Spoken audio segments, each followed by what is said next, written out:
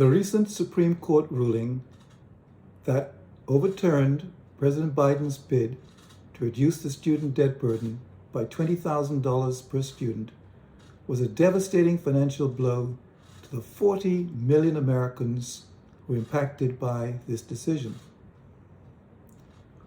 Although the action taken by the Supreme Court was based on legal arguments, the basis of the Republicans' opposition to the Biden plan is related to economics and a sense of fairness.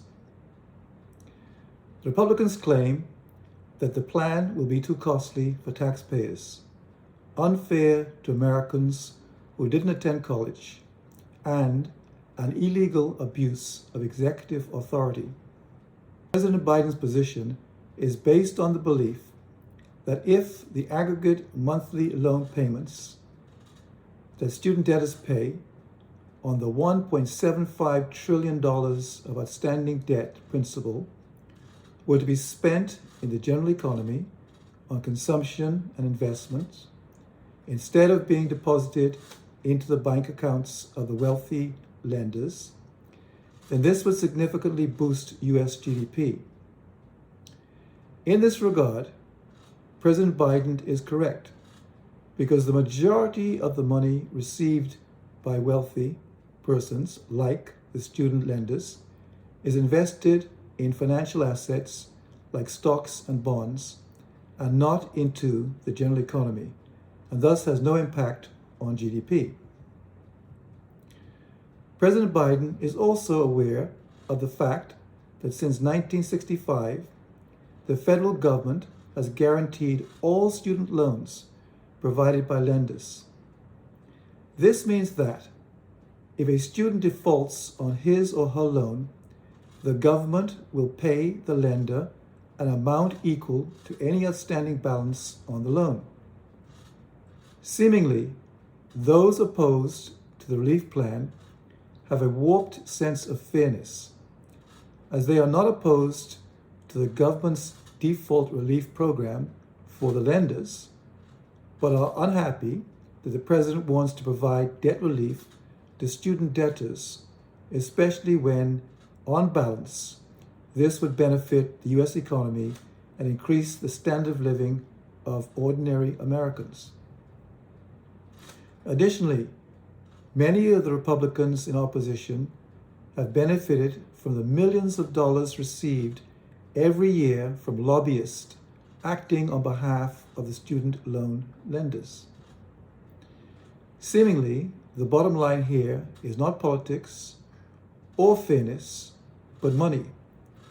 So let's follow the money trail. The cost of a 4-year college education at a public state university is $108,000.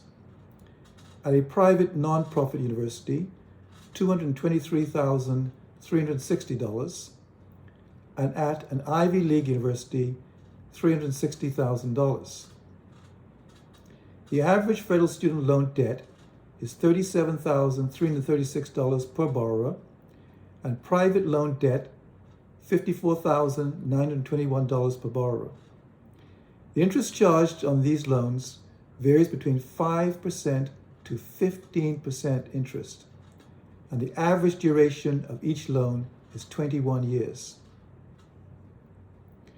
In 2021, the largest private lender, Sallie Mae, reported net earnings of $1.6 billion. In the same year, Navient, the largest student loan processor and student loan securitization agency, reported $2.1 billion in earnings.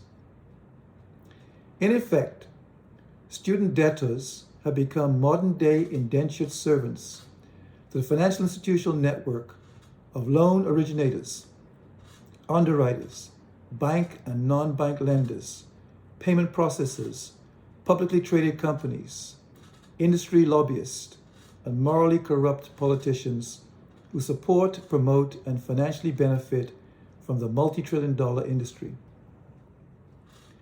Attempts have been made over the last decade to provide student debtors with some measure of relief.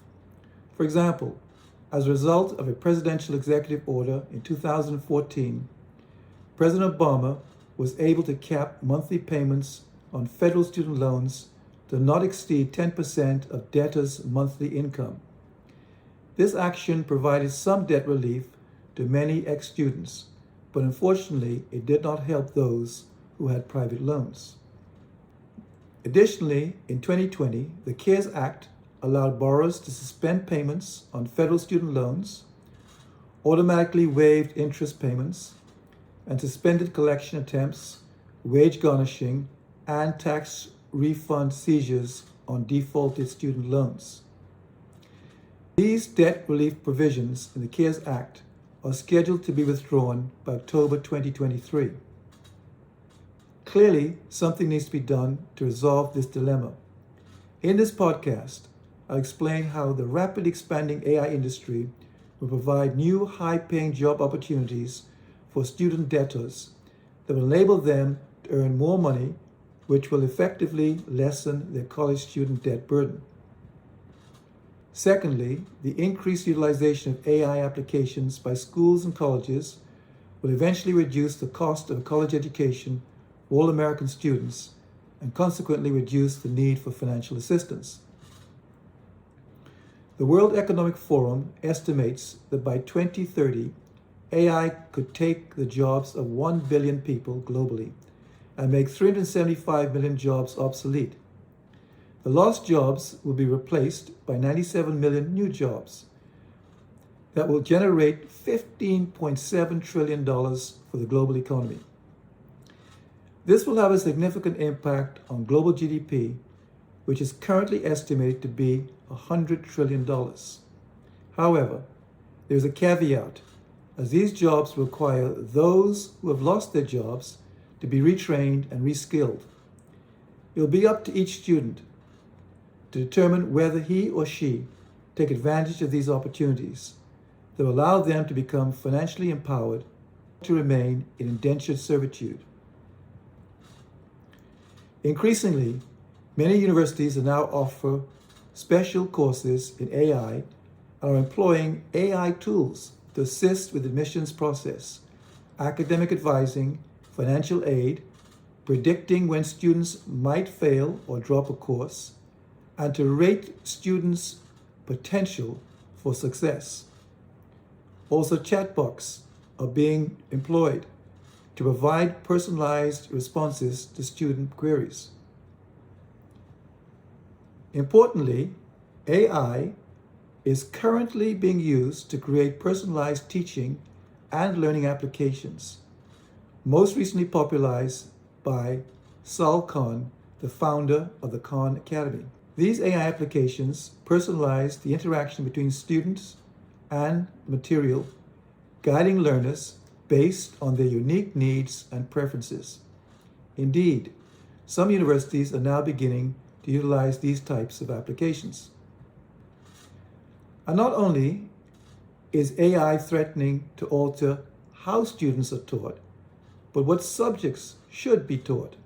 For example, will there still be a need for courses in journalism and graphic arts, given that generative AI applications can replicate what journalists and graphic artists can do?